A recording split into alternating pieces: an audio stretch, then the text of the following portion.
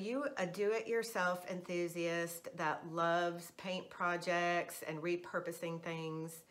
If you find yourself doing a lot of painting, then this little guy right here is something that you're going to need. Hello, and welcome back to my channel. I'm Lisa Worley, and if you're new here, this is Southern Yankee Designs.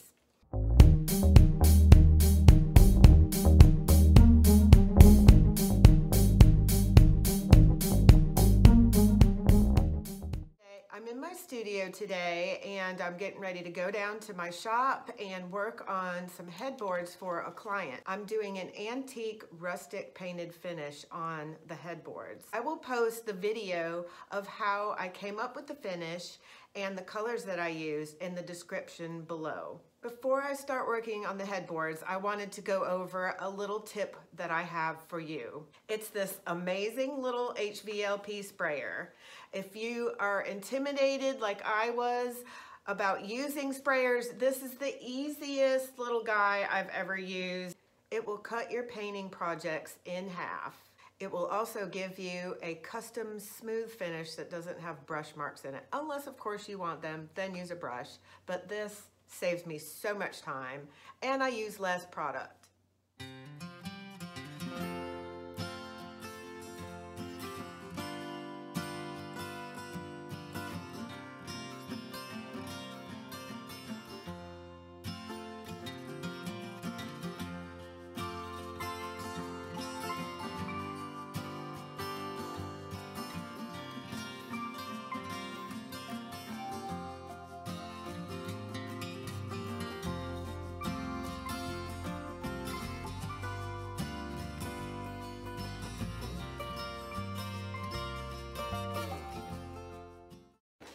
So this HVL sprayer is lightweight. It comes with everything you see here. It comes with a 6-foot hose that allows you to maneuver around your project a lot easier without having to hold it and move. This little spray gun has a nozzle. The front nozzle allows you to put it in 3 different positions that give you 3 different spray patterns. And all of that information comes in the manual. It even tells you the ratio of water to add to your paint. This is a great little system for any kind of decorative painting with chalk paint, milk paint, top coats, stains. This is going to save you so much time and money. I will put a link below in the description box of where to find this. So I'm going to take you down to the shop with me so you can see just how fast I can get things done. So I did speed up things a bit because we all know that watching paint dry is so much fun. Not.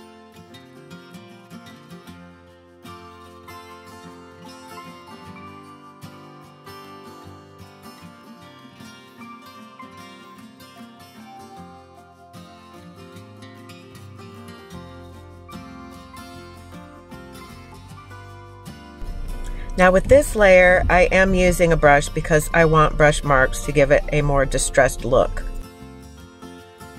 This also gives you a good idea of how long it takes to paint with a brush versus a sprayer.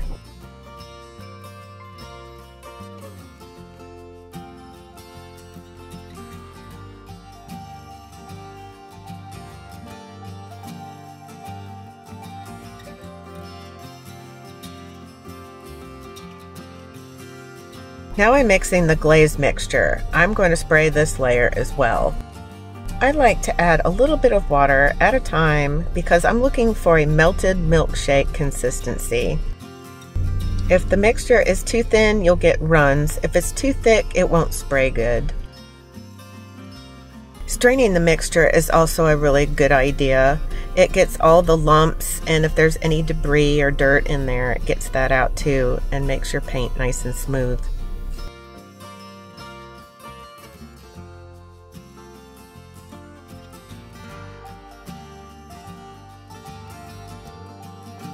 I'm focusing on spraying the glaze in the recessed areas and then randomly throughout the piece. because I'm going to take a rag, a wet rag, and blend everything in, and that allows all of the glaze to really settle in the recessed areas. If you would like to know how I did this finish and the colors I used, I will put a link to my video in the description box.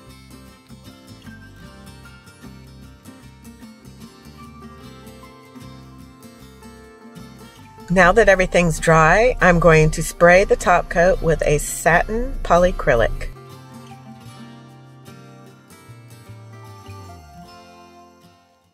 Thank you so much for watching this video. I hope you enjoyed it. I sure did. Don't forget to subscribe and hit that bell so you can keep up with all of my future projects, videos, and faux finishes. If you have any suggestions, comments, or ideas for any of my new videos, then please leave that below. Until next time, see ya.